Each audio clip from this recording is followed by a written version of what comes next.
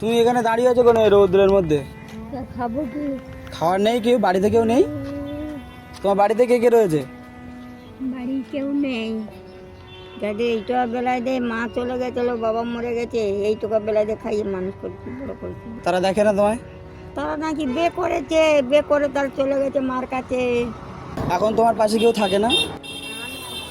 তুমি একা থাকো? রান্না বান্না কি করে দেয়? আমি করি, স্টোভে করি তো। স্টোভে করো? নিজে নিজে করো? হ্যাঁ। তোমার কটা ছেলে মেয়ে? মেয়ে নেই, একটা ছেলে। ওই যে ধীরে মেরে দিল, তখন এই রেল কলোনি তৈরি হচ্ছিল। হ্যাঁ। আমার ছেলে আসলে ব্যাংকে যেয়ে কাজ করে, হুম আনন্দপুর থেকে। হুম। আমি যদি অত বস্তির মধ্যে বস্তি গুনে থাকতো তাহলে আর বাচ্চার জীবন যেত।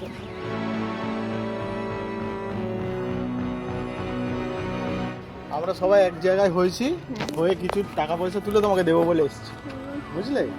এখন যদি আমরা তোমার বাড়ির যে প্রয়োজনীয় জিনিস যেমন চাল ডাল এরকম আলু কিছু আমরা এনে দিই তাহলে তুমি নেবে?